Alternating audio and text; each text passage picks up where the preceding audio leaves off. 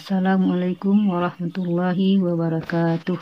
Kali ini kita akan membahas tentang Al-Quran dan hadis. Al-Quran ini tidak ada yang keraguan di dalamnya. Tidak ada yang akan diragui. Hanya Allah lah yang berbicara semuanya. Maka dari itu bacalah Al-Quran ini setiap hari. Sekurang-kurangnya sehari 2 lembar. Tidak juga 2 lembar, selembar. Tidak bisa juga selembar, 1 ayat pun bisa. Harus setiap hari dibaca hendaknya. Ini hadis mengatakan, aku tinggalkan kalian 2 perkara. Kalian tidak akan sesat selamanya jika berpegang teguh padanya, yaitu kitab Al-Quran dan sunnah Rasulnya. Hadis riwayat Muslim. Hidup di bawah naungan Al-Quranul Karim itu nikmat. Kenikmatan yang tidak pernah diketahui oleh siapapun selain oleh orang yang telah merasakannya. Sayyid Qutb fi Hilal Quran. Itulah, kalau hidup di bawah lindungan Al-Quran, hati tenang, pikiran tenang, tidak gelisah. Itulah keutamaan Al-Quran ini ya kawan-kawan. Marilah kita sama-sama untuk hidup di bawah naungan Al-Quran ini. Hadis satu lagi, 4 hal jika ini ada pada diri seorang, maka dia adalah munafik tulen. Jika hanya ada 1 cabang saja pada dirinya, berarti dia memiliki 1 cabang kemunafikan hingga ia meninggalkannya, yaitu jika diberi amanah dia khianat, jika berkata dia dusta, jika berjanji dia langgar, dan jika bermusuhan dia jahat. Hadis riwayat Bukhari dan Muslim. Janganlah kita termasuk 1 pun yang di sini. Allah berfirman di dalam Al-Quran lagi, laksanakanlah salat dan tunaikanlah zakat, dan segala kebaikan yang kamu kerjakan itu untuk dirimu. Kamu akan mendapatkannya pahala di sisi Allah. Sungguh Allah Maha melihat apa yang kamu kerjakan. Surat Al-Baqarah ayat 110. Maka dari itulah kita jangan sampai meninggalkan salat dengan sengaja ya kawan-kawan. Karena meninggalkan salat yang disengaja itu dosa besar. Kita harus memaksakan diri kita untuk membuat amalan untuk akhirat. Kalau tidak dipaksakan, diri kita hanya kuat saja ke dunia. Dunia. Itu aja yang akan dipikirkan. Hidup ini sebentar. Kita yang lama adalah di akhirat. Hidup di dunia ini hanya sementara. Di akhirat itu kita selama-lamanya ya kawan-kawan. Maka dari itu kita berhati-hati. Orang yang telah mati itu, yang telah masuk kubur itu mulai masuk gerbang pintu akhirat baru. Sesudah itu panjang lagi perjalanan kita yang akan ditempuh. Kalau kita tidak ada membawa bekal, bagaimana nasib kita? Maka dari itu sebelum datang tua, kata orang, pergunakanlah muda. Sebelum datang sakit, pergunakanlah sehat. Sebelum datang mati, pergunakanlah hidup. Hanya itulah yang bisa kita untuk berbuat amal. Kalau kita sudah sakit, sudah berat. Kalau kita sudah tua, berat juga. Umur kita tidak tahu kita.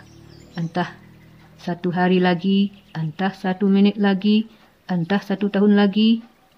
Maka dari itu kita harus bersiap-siap untuk itu. Kita berusahalah menjaga diri kita. Jangan sampai berbuat zalim kepada orang, kepada makhluk apapun jugalah. Karena kezaliman itu hanyalah kerja setan. Jika Allah mencintai seorang hamba, maka dia akan memanggil Jibril dan berfirman, aku mencintai fulan, maka cintailah dia. Lalu Jibril juga mencintainya. Kemudian Jibril mengumumkan di langit.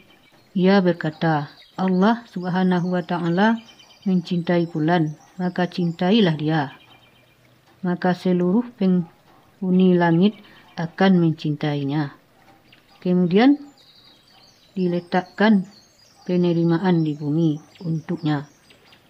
Tapi jika Allah Subhanahu wa Ta'ala murka kepada seseorang hamba, maka dia akan berfirman kepada Jibril, Aku membenci fulan, maka bencilah dia. Lalu Jibril juga membenci kepadanya. Kemudian Jibril mengumumkan di langit, Allah Subhanahu wa Ta'ala membenci fulan, maka bencilah kalian kepadanya. Kemudian dia letakkan untuknya kebencian di bumi.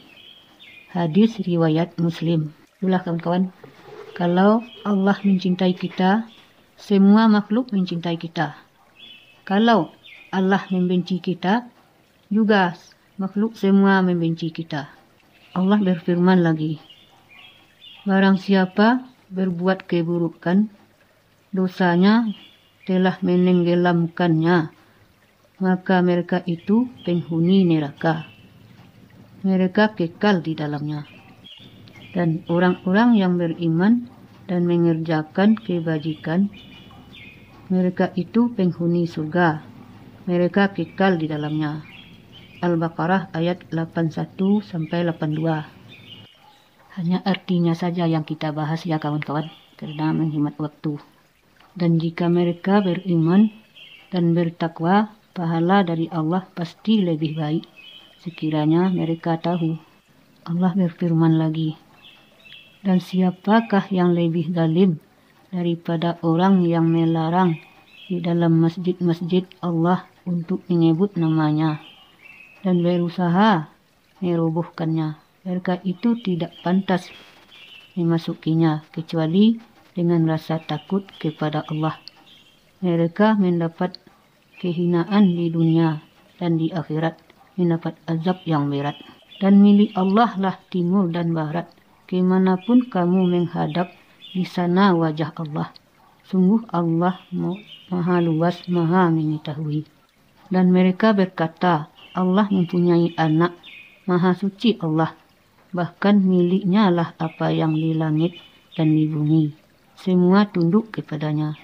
Allah pencipta langit dan bumi. Apabila dia hendak menetapkan sesuatu, dia hanya berkata kepadanya, jadilah, maka jadilah sesuatu itu. Dan orang-orang yang tidak mengetahui berkata, mengapa Allah tidak berbicara dengan kita atau datang tanda-tanda kekuasaannya kepada kita? Demikian pula orang-orang yang sebelum mereka telah berkata seperti ucapan mereka itu. Hati mereka serupa, sesungguhnya telah kami jelaskan tanda-tanda kekuasaan kami kepada orang-orang yang yakin. Sesungguhnya kami telah mengutusmu Muhammad dengan kebenaran sebagai pembawa berita gembira dan pemberi peringatan, dan engkau tidak akan diminta pertanggungjawaban tentang penghuni-penghuni neraka. Itulah kawan-kawan, Allah berfirman, bumi dari timur sampai barat Allah yang menguasai. Apa-apa yang kita kerjakan setiap hari ini, Allah melihat kita, mendengar kita. Tidak bisalah kita bersembunyi dengan Allah. Dengan orang kita bisa bersembunyi, dengan Allah tidak. Kemana saja kita pergi, kemana saja hendak bersembunyi, Allah melihat, Allah mendengar. Suara-suara apa yang bersuara di bumi ini, Allah bisa mendengar semuanya. Tidak ada yang tidak bisa oleh Allah. Itulah makanya kita hati-hati dalam hidup kita ini. Kita hanya untuk mengerjakan yang baik-baik sajalah. Berkata-kata yang baik-baik sajalah. Karena kalau kita kaum muslimin, kaum muslimat ini, perkataan kita itu, setiap perkataan kita adalah doa. Kalau kita berkata yang buruk-buruk, atau kepada anak, kepada apalah, mana tahu kita, doa kita akan dikabulkan oleh Allah. Nah, itulah makanya kita berkata yang baik-baik saja. Nabi mengatakan, kalau tidak ada yang akan dikatakan selain dari yang baik-baik, lebih baik kita diam. Itu pesan Nabi kepada kita. Apa yang kita katakan dipikirkan dulu. Jangan yang terpikir saja yang dikatakan. Ya, mudah-mudahan kita sama-sama mengamalkannya ya kawan-kawan. Hanya sekianlah dahulu ya kawan-kawan. Mudah-mudahan ada manfaatnya bagi kita semua. Assalamualaikum warahmatullahi wabarakatuh.